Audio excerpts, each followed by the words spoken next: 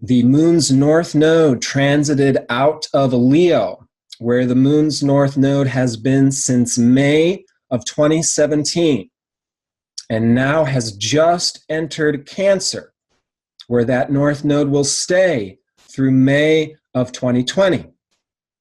Now, the moon's north node is always opposite to the moon's south node. So this means that the moon's south node has just transited out of Aquarius.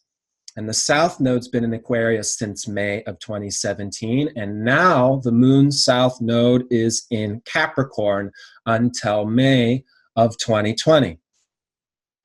We'll begin by exploring what the moon's nodes is very quickly, in case you don't already know. The moon's nodes are the points where the moon passes the magical plane of the ecliptic. Now, this graph here is showing the ecliptic, which is the apparent motion of the sun around the Earth. Now, obviously, we know that we live in a solar-centric solar system. It's not a geocentric solar system, but the apparent motion of the sun from the Earth is the ecliptic. The ecliptic is the movements that almost all the planets are revolving upon around the sun. They're on this, for the most part, the singular plane, though not exactly. They do make contact points with that magical plane of the ecliptic, and this is what creates planetary nodes. Here we're talking about the moon.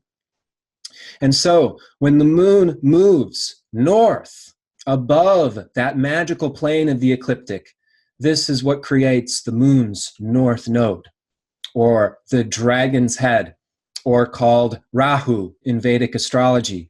When the moon passes south beneath the plane of the ecliptic, this point is called the moon's south node, or the dragon's tail, or Ketu in Vedic astrology. Now, the moon's nodes across the board in all branches of astrology is arguably the most important points in astrology. I mean, these points really reveals our evolutionary journey in our birth charts, and collectively, when we're looking at collective transits, the way we are in today's video, this is talking about our evolutionary journey as a species, as a collective on this planet at this time. So the moon's nodes are this natural tension between the past and the future. And this natural tension is what actually shapes our evolutionary journey. The south node is the past. It is our past conditioning. In our birth chart, it indicates our past lives, the roles that we've been in, the identities that we've had before, as well as the talents and the traits that we may be bringing in from these past lifetimes. And the moon's north node indicates our soul's evolutionary intentions in terms of where we want to expand, learn, and grow throughout this lifetime. Now, this being said, sometimes these moon's nodes are referred to as the nodes of fate or the nodes of destiny because they have so much to do with our evolutionary journey. I personally like to clarify that we have free will and that our fate or destiny is not set in stone, as if the universe itself were some mechanical machine and we are all just parts of this giant mechanical clock. No, the universe is a lot more alive and a lot more organic and flowing than this. And yet we do have intentions that we're going through. And the polarity of the moon's nodes is always going to reveal where important themes of learning and growth is happening in our own lives, as well as what's going on in the world in any particular point of time. We therefore have the free will to align with our own nature as individuals. We have the free will to align with our own soul's evolutionary desires. We have the free will to align with the collective intentions of this time, or not. We can fight against the grain of who we are, or our soul's desires, or the lessons going on at this time. That being said, things tend to get much easier when we find alignment with the flow of nature, right? With the great way, with the Tao. And we find ourselves in that dance that is harmoniously connected with life. That's the goal. And this is where astrology can become very useful to us. In observing these moon's nodes, we know where this dance is taking us. Now, the moon's south node stereotypically can get a negative connotation in astrology. Why? Because it is the past. It is therefore familiar to us. And it is therefore where we have a tendency to develop a comfort zone. You know, there can be exceptions to this rule in astrology. There are other indicators in the chart that can change these general dynamics, but generally this is the case. The moon's south node can be potentially a place where we can get very stuck, or we can get very identified with a particular egoic identity or role or characteristic that limits our potential to grow and expand throughout life. The moon's north node, on the other hand, is the future, which is unknown and can therefore be more mysterious. And again, there can be indications in the chart that can make this generally more or less true. For example, when there are squares to the moon's node. When there are squares to the moon's nodes, it means that the north node's intention has been actualized prior to this lifetime. But generally, the north node is more so unfamiliar. It's more so unknown. It's the future. It's our intention, and there can therefore be more so resistance towards getting into that future intention. This evolutionary dynamic of tension between the past and the future is what creates so many of our learning experiences in which we learn and grow and expand throughout life. Oftentimes, where the moon's nodes are particularly being illuminated and talked about and discussed in the world at large is during eclipses. Because an eclipse is when there is either a new moon or a full moon that is aligned with the moon's nodes, right? Which means to say that's when the moon is aligned with the sun's movement, which creates that eclipse, right?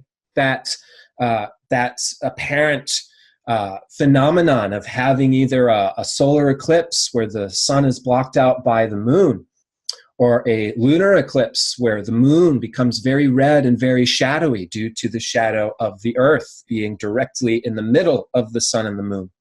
So eclipses deals with the ecliptic. And eclipses, in terms of the world of astrology, are usually regarded as being very powerful times of transition, because there are past themes that are usually being yanked up, catalyzing change or transformation, or there are new themes that are being introduced, catalyzing our evolutionary direction. It's when that tension between the past and the future can be most intense, most illuminated, and allowing for loose ends to be resolved and themes to be completed or culminated. So whenever we go through a nodal shift, similarly, it can be a rather intense time energetically, because we can say the whole last month, we'll say October was the moon's north node completing Leo and the moon's south node completing Aquarius. And so these themes that have been going on since May 2017, North Node in Leo, liberating our own self-expression. Excuse me. Coming into our own spontaneous confidence to be leaders, to be creative beings, to be authentic in our own voice and our own expression. That's Leo. That's been the collective evolutionary intention the last 18 months. Okay. I should say the moon's nodes transit a zodiac sign every 18 months or every year and a half. And the complete moon's node cycle to go through all 12 zodiac signs is an 18-year cycle. You will go through a moon's nodal return every 18 years. This is, again, about alignment with our soul's evolutionary journey and intentions. This last month, again, there's a culmination, a completion, themes being brought up that is asking for a resolution, how far we've come in these intentions, how much have we liberated ourselves or not. There can be that buildup and that theme coming full circle this last month. The moon south node the last 18 months has been in Aquarius. The south node, as we'll talk about, tends to be where there's more challenges that may prevent us from our evolutionary journey. Well, this has been about distancing ourselves from connection or disassociation, escaping from our authentic self-expression. Aquarius can be peer pressure, having to be a cookie-cutter definition of the group, or senseless rebellion to leave the group for no apparent reason. Again, these can be some of the themes coming up this last month, even these last weeks. Now the nodes have shifted. The north node's in Cancer, the south node's in Capricorn for the next 18 months until May of 2020. And we're going to discuss what these themes are in detail. And particularly when you may notice these themes come up are going to be the next set of eclipses. So eclipses are going to happen in whatever signs the moon's nodes are in, right? And so when we think of Capricorn season, meaning the sun transits Capricorn usually in January. That's going to be our next eclipse season. And the sun transits Cancer in July. That will be the next set of eclipses in 2019. Eclipses happen twice a year, every 6 months. This is when these nodal themes are particularly brought to the surface. Now, we'll go into Cancer, Capricorn, and then we'll come back to the astrology, because personally what I would like to share in this video is more the themes, the nature, the essence of Cancer and Capricorn, and what are the goals, the objectives, the evolutionary intentions, and the challenges for this time. I personally experience these nodal shifts as being like, these are the new years, you know, it's like, these are big cycles that are shifting. Sometimes these nodal shifts can seem quite intense or a little overwhelming because there is this big cycle that's closing and beginning, and there's things that are getting swept out and there's new things that are being brought in. The moon's north node in Cancer is about really coming into inner emotional security, an inner trust of our own essential being is Cancer. Cancer is ruled by the moon, which rules our emotional feelings. Feelings are our emotions which are constantly changing and reacting to the environmental stimuli that is going on around us, as well as the experiences that we've already had in the past. For example, if I had a scary experience with a mean dog in the past, and I see a picture of a scary looking dog, I may have an emotional reaction. And what those emotions are informing me of is my own personal experience of my relationship to a big scary dog in the past. Therefore, our emotional feelings are really informing us of our own personal experience, as well as our subjective identity in terms of who we are, how we self-identify. I don't like dogs. I'm not a dog person because dogs don't make me feel good because I've had a bad experience with dogs in the past. That's Cancer. The type of emotional security I'm mentioning here, to be able to feel safe and secure within ourselves, is the ability to feel into these emotional reactions and emotions which are processing inside of us, as well as the ability to express and communicate these feelings to others in a way that can be understood and received in an open, welcoming type of way. When we think of Cancer and the moon, and we think of Cancer lunar people, they are typically very warm, very nourishing and nurturing and welcoming and caretaking people. They say, come into my home and let me cook you a meal and sit in front of the fire and share your story with us. I will be here to listen to you and offer my emotional support to you. That is high octave Cancer. And that generally is the collective evolutionary intention of where all of us and this world wants to take us through the next 18 months, to have more of that emotional security, more of that intimate connection, and more of that capability to descend into our own feelings, to process our own feelings. Because emotional processing is actually integral to our own growth, evolution, and experience. Now, this is where I come in and oftentimes feel a need to point out particular words and redefine them. And the word here that I feel is important to redefine is the word ego. The word ego, in many spiritual contexts, means my limited self-identity that prevents me from being more of who I am. The ego is usually referred to in a negative way, as being an illusion, or being something that keeps me selfish, or keeps me self-centered, or suffering because I'm too attached to my own story, my own identity, so on and so forth. Though those things are true, I really don't like to use the word ego in this way ever, because we never eliminate that ego, even if we feel bad or guilty about it, or even if we're trying to. So usually these teachings and trying to eliminate our ego oftentimes result in more shame, guilt, and inadequacy, which isn't helpful to us on our journey.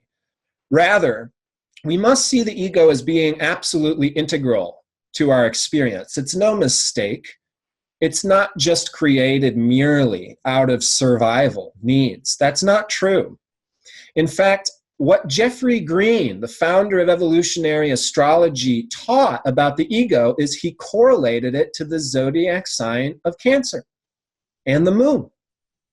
And what he said about ego is it is our point of self-identity. It is our personal experience, but this personal identity and subjective emotional experience is necessary for our own evolutionary journey. He says that feeling emotions is necessary to evolve. In fact, it is through emotional processing that our soul learns, grows, and evolves through our experience of life. We all have egos, so we can take this personal identity through an experience of life, feel things, and then learn and grow through that personal subjective experience. So there in no way, shape, or form is there any problem of this process. In fact, it's vitally important that we lay a stage and create a platform that honors this personal emotional processing. This is our homework the next 18 months, and it is something that is considerably not helped by society by and large, our bosses, our work expectation and duties, our social constructs and societal conditioning have taught us that emotions get in the way, that sensitivity is a problem, that going with the flow and having emotions that change every other minute is a hindrance because it prevents us from doing more, producing more, being stronger, being unfaltering, G.I. Joe, accomplishing people out there in the world. And it is a mass production, mass consumerist world that we live in. That's the standard, that's the expectation, that's the obligation. Here we introduce the moon's south node in Capricorn.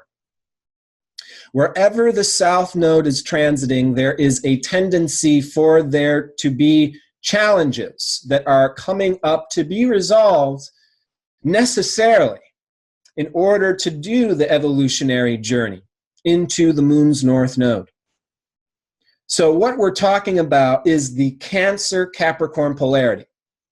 And really, in any birth chart, in any transit, circumstance, event, or experience, the intention is really to get a balance between the north and the south node. It's not about eliminating the south node. We don't want to eliminate Capricorn, right? Which is our physical security. It is our role in the world. It is our career. It is our job. It is our ability to make a paycheck. We wouldn't want to lock ourselves in our rooms and cry for the next 18 months. That probably wouldn't be as useful to us or others as getting a nice balance between functioning practically and nurturing and nourishing our own inner child. The inner child, by the way, is what I refer to as the ego.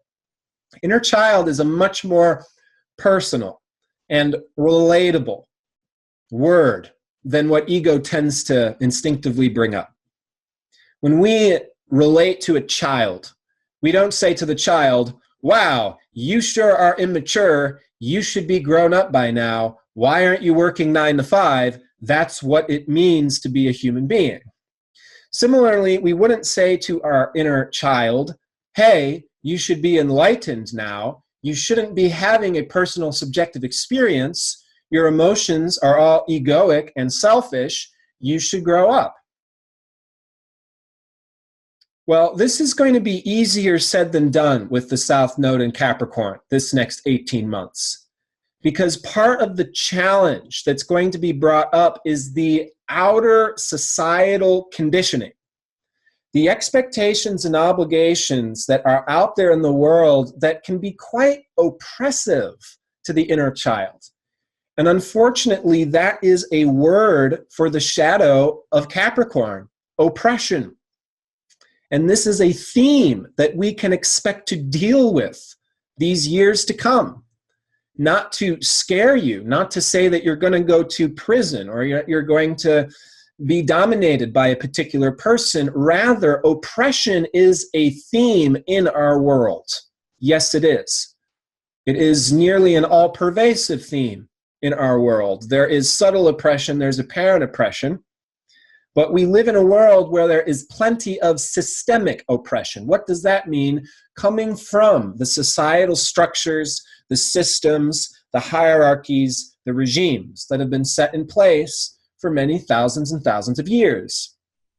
What's a word that is probably going to come up more and more often these years to come, oftentimes referring to systemic oppression, is patriarchy. When we're dealing with the Capricorn-Cancer polarity, excuse me again, this is a polarity that very much does deal with these dichotomies between masculine, feminine, patriarchy, matriarchy, so on and so forth. And part of what we can expect to see is a lot of divisionism between those souls that are going to be attempting to evolve and progress their own and the world situation, versus those that are trying to hold on to the past and prevent progress and evolution. One of the shadows of Capricorn is traditionalism. Oh, the systems, the structures, the regimes that are in place are wonderful. That's how the world is. Shadow of Capricorn. It is what it is. What's the voice of the shadow of Capricorn? Well, Sonny, it's a dog-eat-dog world. It's a fight to survive. There's no such thing as justice and equality. There's no such thing as mothers trying to take care of you. You have to grow up. You've got to be strong. You've got to be a fighter. You've got to be a winner. And you've got to use force and determination and pressure to climb the ladders, to fight the battles, to win, to be a success, to be strong and succeed. What I'm recommending to you as we do our own homework these next 18 months, is to investigate and redefine what these words mean. What does success mean? What does strength mean? What does authority mean? What does accomplishment mean? Does accomplishment mean that you woke up and despite feeling awful and despite your inner child crying because she hasn't been able to do anything relaxing or enjoyable in years, you went into work anyways and you got all those tasks done and you made the boss happy, and so you give yourself those pats on the back, great job, you succeeded, you accomplished, and now you're a part of the machine. Is that really success? Is that really accomplishment? What about strength? You suppressed your emotions. You were stoic and you held it all together, and you didn't voice your inner experience. You didn't show any weakness in being vulnerable and leaking out any of your personal feelings, because wouldn't that be a shame? And wouldn't that be a bad example to others? What does strength mean? Strength has traditionally meant someone who is stoic and unfaltering, never changing, right? The opposite of the moon in Cancer, always remaining consistent, 9 to 5 every day, always on time, always putting the work in, never changing, never flowing, never ebbing. That's what strength is, right? To be a leader, we have to put our own inner needs last and take care of everybody else first, which has led to some of the most bitter and resentful and childlike leaders, paradoxically, has it not? We have to redefine what strength means. What might be a Cancer demonstration of strength? Emotional vulnerability requires strength. You have to be confident and courageous to open up and say, this is my personal experience. I was hurt by what you said the other day. I know that I, was trained as a child to shut up and keep my emotions all bottled up when I was being raised to be a stereotypical man. Or from the female perspective, it's, I was trained to, just stay behind the scenes and, just raise the kids and pack the lunches and keep my own aspirations and my own deeper passions to the side, because that's my duty, that's my expectation. It requires real courage to open up and share our personal experience, and that personal experience and our sharing of it will catalyze change and transformation and allow us to create improvements, resolutions, and evolve. But in order to do that, we have to be capable of having an emotional conversation or connecting intimately with others. I think it's a real missing medicine in this day and age to have that safe space. And by the way, I mentioned this divisionism happening in our world, which oftentimes happens. There are souls that will simply do whatever the consensus and everybody else is doing, and whatever their parents and teachers and bosses told them to do in the past is their reality. This prevents progress.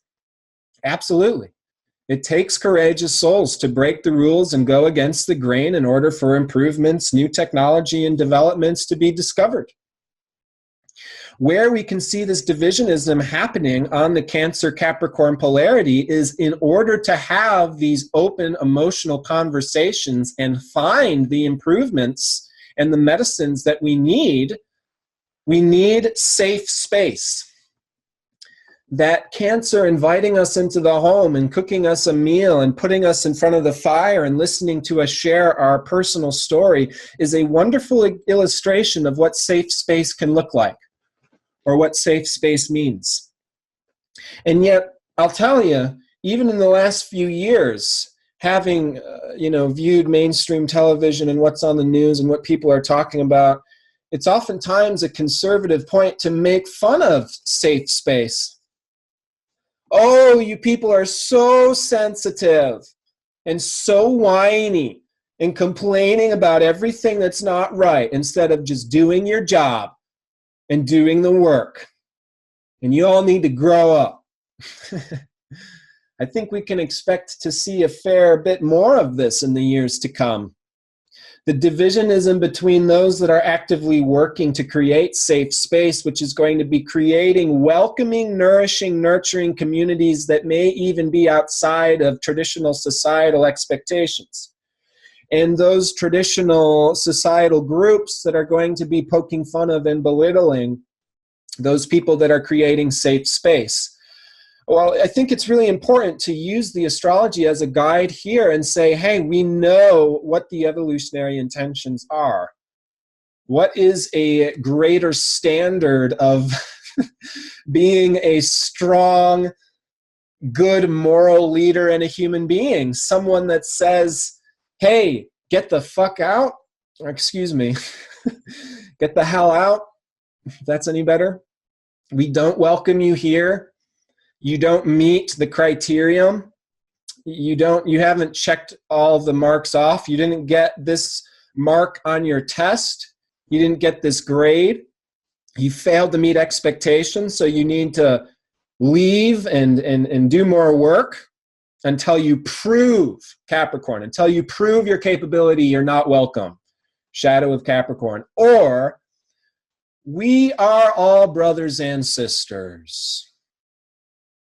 All human beings are of one family. It does not matter what your culture, race, nationality, or religion is. What matters is that you have a soul. If you have a soul and you are a human being, you are welcomed in my home. And I will share what gifts I have to share with you. And if you have any gifts to share, you are welcome to share those as well. That type of open, welcoming community is one of the most missing and needed medicines in this day and age.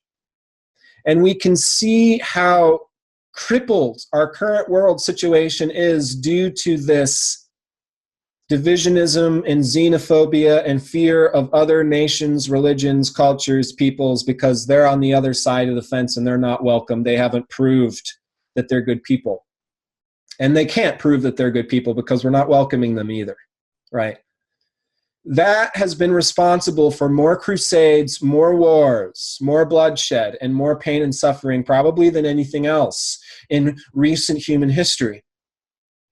And if we want to take things to a very, very vast, far out level, and I will do this just for your own entertainment today, and because you are people that have an interest in astrology and evolutionary astrology.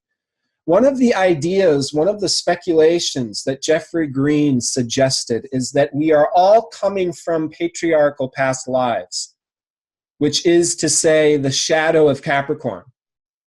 And that many, many thousands of years ago, there was what was called a matriarchy. And we don't know if that was a perfect situation. It probably wasn't. But the idea and the speculation was that women were regarded as gods because somehow they miraculously gave birth to children, and children were raised communally. There was no such thing as a nuclear family, which meant that our entire village, our entire tribe was our family. Now, can we even imagine or put ourselves in the shoes of a situation like that and what it must feel or be like to live in that situation? Probably not.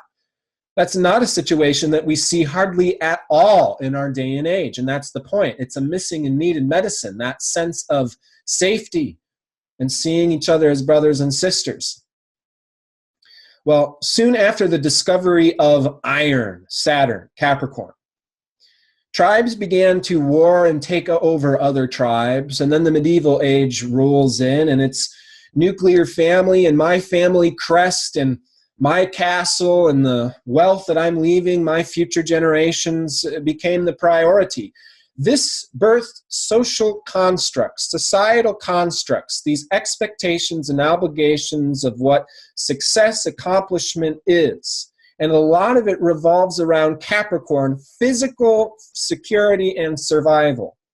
But it has blown so out of perspective that we've put these physical survival and needs so far ahead of other needs and securities that we've lost security.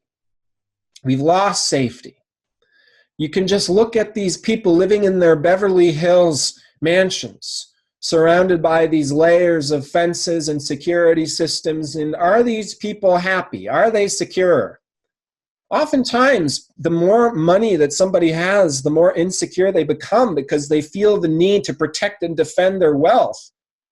And oftentimes, though it is not often acknowledged, the poor person with nothing on the street may actually be happier than this famous CEO because they don't have the overwhelming responsibility of preserving their position or their wealth or their hierarchical place that other people have to protect and defend. And sometimes we feel so pressured to protect and defend this physical security or these positions or these career roles or our admiration and respect from other peers or other professionals that we suffer immensely as a result. These years, we can expect some of these challenges and themes to come up personally. And we will be personally experiencing these themes and dynamics in order to change them, in order to bring more of that North Node and Cancer medicine in.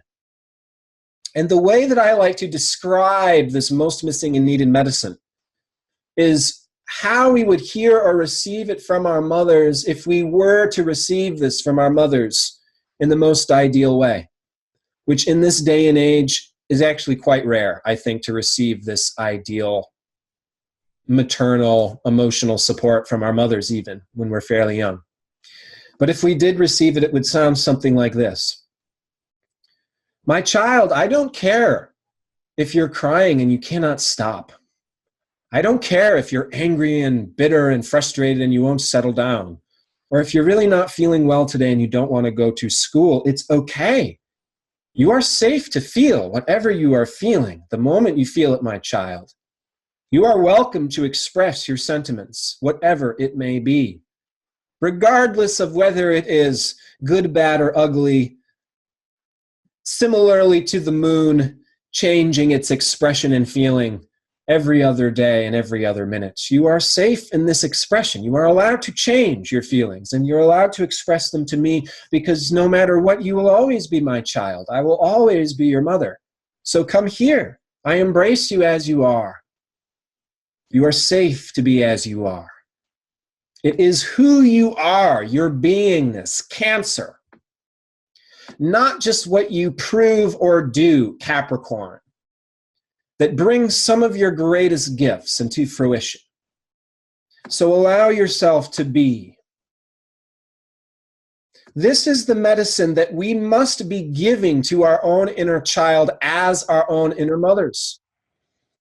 This is the medicine that we cannot expect to be given to us from the outside world, our teachers, our authorities, our leaders, irrelevant of how close they may be, irrelevant of how they may seem on the outside. Oftentimes we see people on the outside that seem very personable, send a message of being very warm and welcoming, but we may not actually know them. Who are the souls that know us and we know them and we can be known and we can be safe to be ourselves?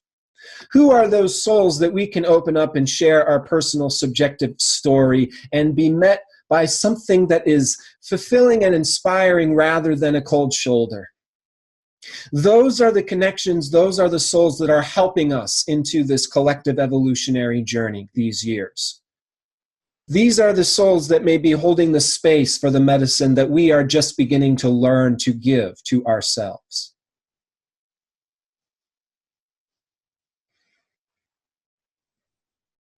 The shadow of Capricorn can be systemic oppression. The Cancer antidote is emotional support. The shadow of Capricorn can be limited expectation and obligation. The Cancer antidote is nurturing and warm flexibility. It's okay. It's okay if your homework assignment is 5 minutes late. I trust that you did it last night.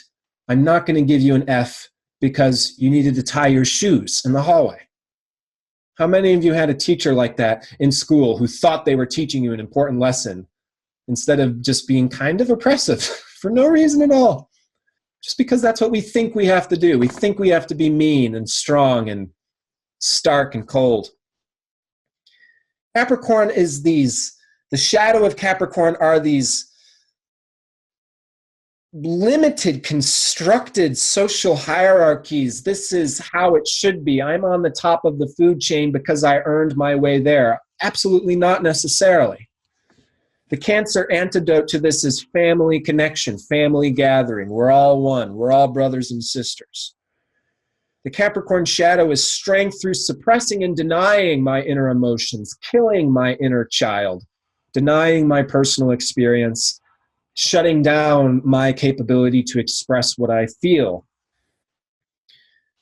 The Cancer antidote is openness and vulnerability.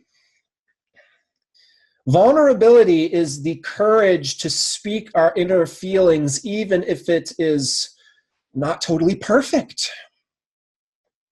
I'm going to say all too often in the spiritual New Age communities, there are so-called role models, gurus, and teachers that hold an image of flatlining, always being happy, always being perfect, doing their meditation, doing their teaching, doing whatever it may be, and it's like they're trying to hold this role model persona together, and it's extremely fake. It's inauthentic. It's not who they actually are.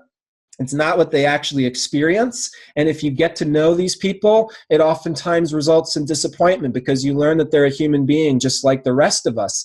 When these people sell this image of what we should be all perfect and all together and happy all the time, the result is we feel bad for being human beings. That's not even what they are actually experiencing, but it gives us this sense of that's what we should be. We should be all together and perfect and strong, and I'm just going to force myself to enlightenment. I'm going to hold my shit together, and I'm never going to complain. I'm never going to express a feeling, because wouldn't that, make the whole room just be a buzzkill? I don't want to be a buzzkill. I don't want to. So I put a big fake smile on, and it's so oppressive. It's genuinely oppressive. That's the passion that you're hearing from me. It is the passion of being tired of this oppression being sold as a noble quality. Vulnerability means I may be a spiritual teacher, but I'm a human being too. And have you ever met a teacher or had a therapist or went to church and heard a preacher give an experience of a story that may have even been slightly embarrassing, or, we could really relate to them? Oh man, I can feel what that feels like. I know what it's like to go through that experience. And that makes us feel safe to be human beings. And it makes us feel safe to open up and share our own personal experiences and stories as well, which creates a safe space for us to come together and welcome and embrace each other as we are, rather than hold each other accountable to be in these superficial positions, because that's what a professional is supposed to look like. I'm sick of it. I'm sick of it. It's not healthy. It's not good for anybody.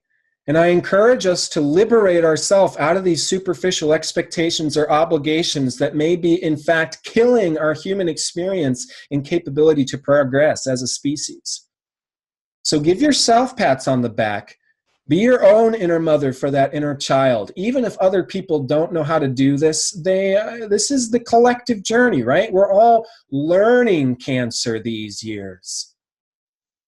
We may be learning how difficult it is for us to be emotionally open, and that's okay. I'm not trying to make anyone feel bad, certainly. I'm just encouraging us to be okay with wherever we are.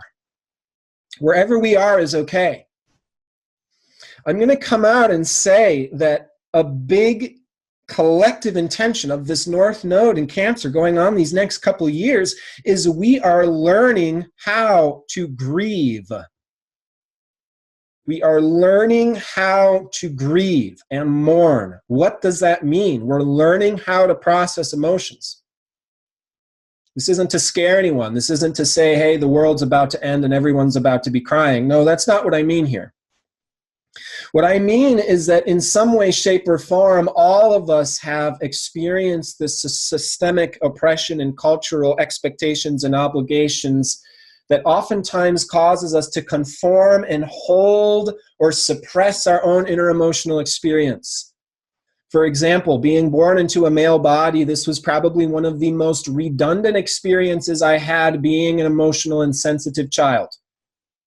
I was told, shut up, grow up, keep your emotions to yourself. You complain, you whine too much. It annoys everybody. Shut up. What that trains our body and our nervous system to do is to suppress and deny our own inner emotions, which is why, by the way, it's much more common for men to be angry and reactive than as emotional as women. And actually, women experience that same emotional oppression, don't they?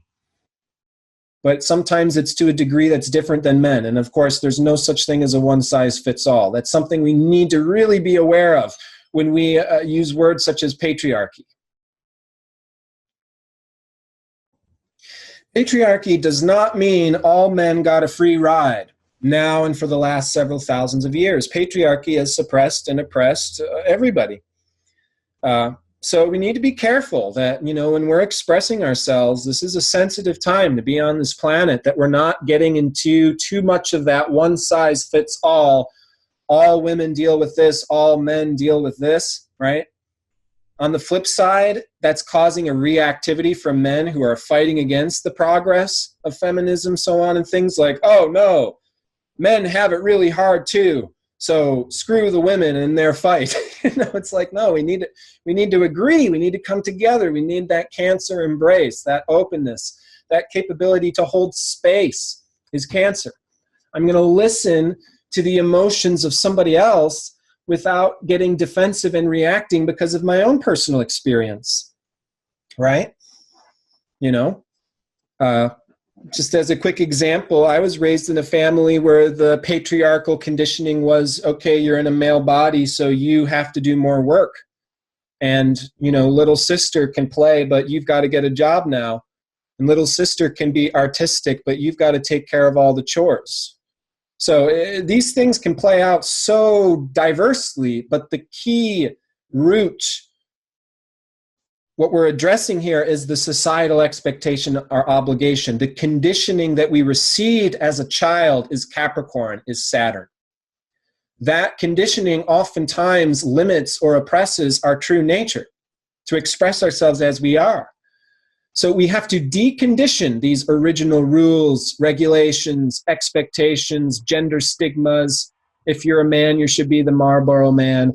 If you're a woman, you should be Betty Crocker, was the examples that Jeffrey Green oftentimes used to describe the patriarchal gender roles, and I think they're quite fitting.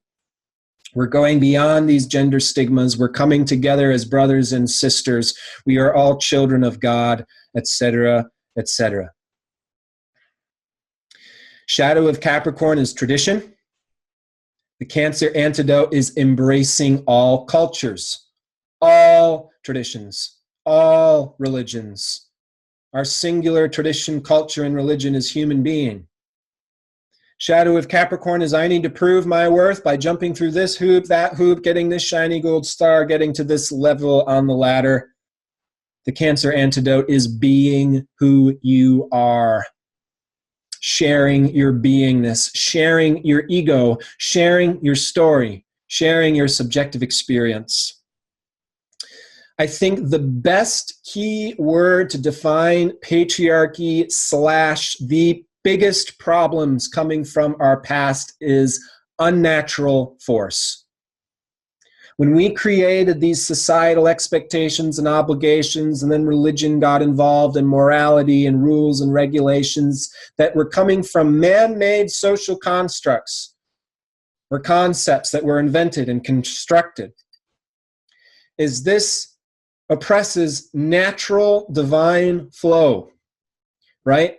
Nature flows. There are seasons, there are cycles. The tide goes in, the tide goes out. There are golden ages, there are dark ages. There are winter times, there are summer times. When we started to come in with unnatural force and said, we can rule over nature, that is the foundation of patriarchy. That's the foundation of systemic oppression.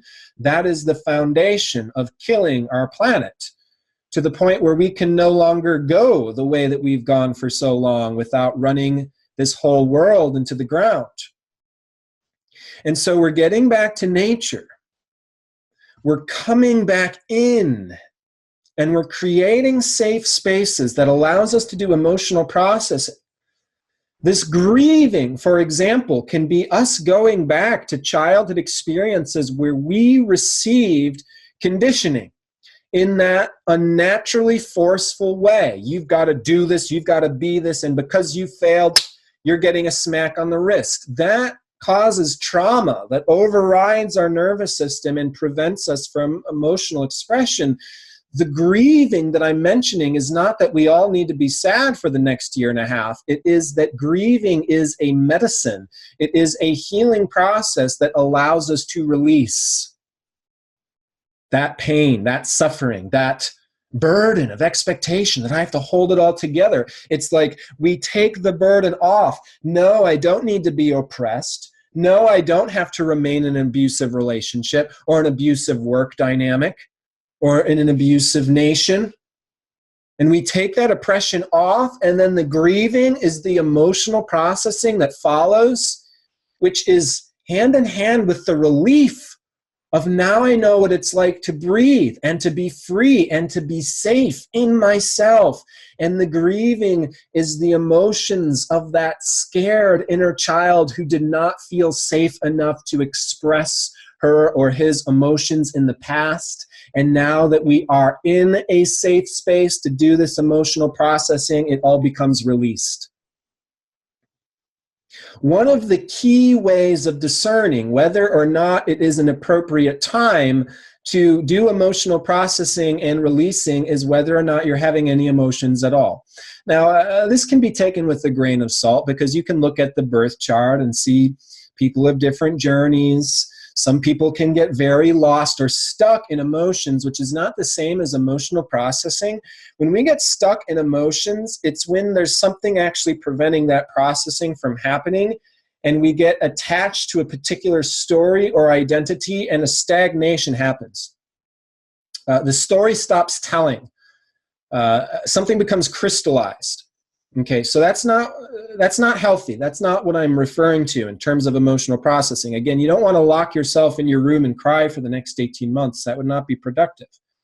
But if you are feeling any emotions at all, that is an indication that you're already in a physically safe space to do emotional processing.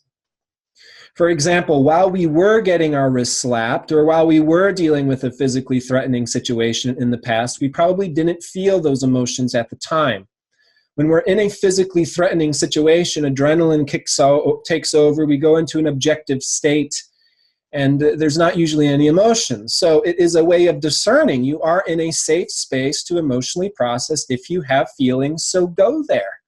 Go into your feelings. You don't have to feel bad about going into your feelings and taking a few hours off to meditate or take a bath or just relax in bed and just feel and be the mother to your own inner child. This is the medicine. So much healing will happen in this regard that will take you into who you really are, liberating yourself from this husk of who you should or was supposed to be by allowing this emotional processing. So I'm going to say that our homework and some spiritual practices that we can all be doing this next 18 months is nice long baths, Cancer, with some good essential oils, and have some nice music going, and you just go into that bath and you completely relax. And your job is to do nothing at all, because doing things is not always a sign of success. Being active all the time and overly physical is not necessarily a sign of good health. That is an unfortunate byproduct of an expectation that's unrealistic. Okay? A lot of people feel guilty or ashamed to take time to do this emotional processing. That guilt is the feeling that you're going into first. Go into the bath and feel guilty that you're taking the time to take a bath, and go in as your own mother to your own inner child. Nurture yourself. Say, it's okay that you feel guilty, but I'm telling you this is the best thing that you could do. And maybe while you're in the bath feeling guilty, you'll have a revelation.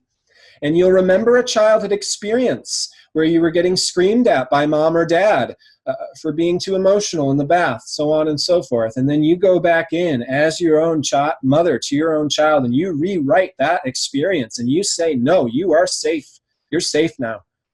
I'm mom now. You are safe. Go ahead and feel. Go ahead and just relax. Do nothing. That's your work. Relaxation is your work. Nurturing your inner child is your work. That's the evolutionary homework that we can collectively embrace, that can take us many, many centuries in the future in a short amount of time. We can experience some challenges coming from the outside, making it easier said than done, but by seeing what these challenges are and identifying them, we can create change. I'm going to give you some dates. In April of 2019, the moon's south node in Capricorn will conjoin Pluto.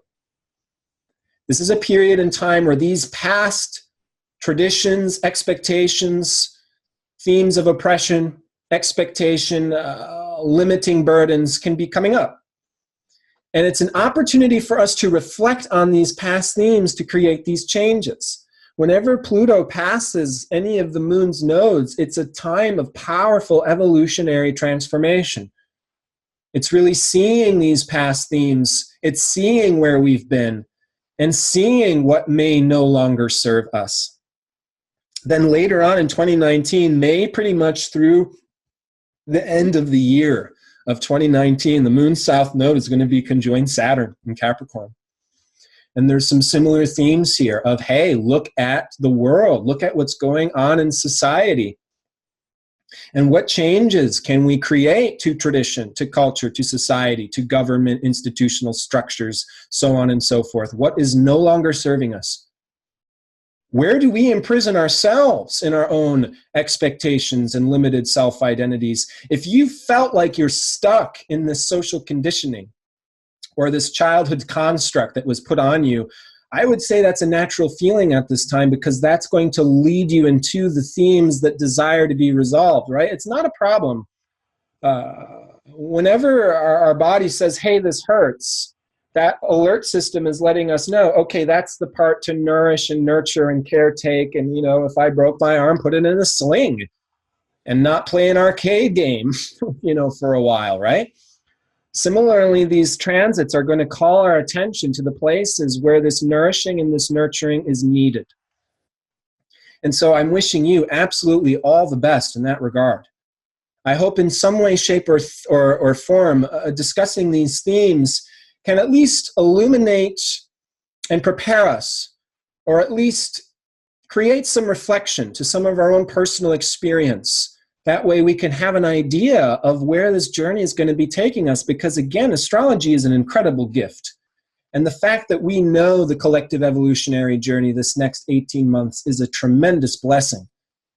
I would say that we are all children and we are all mothers, regardless of gender, race, nationality, or age. And we need to do some serious reconstructing of how we perceive one another, so to improve the whole situation of what it means to be human, as well as how we refer to and take care of our own selves.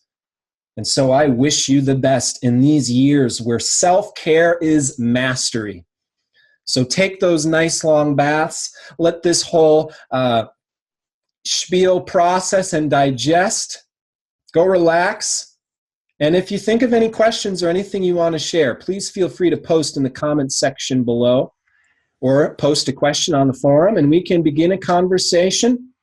And I look forward to this great conversation continuing through the years to come. Again, thank you for the opportunity to speak with you today, and I'm wishing you all the best. So please do, take care.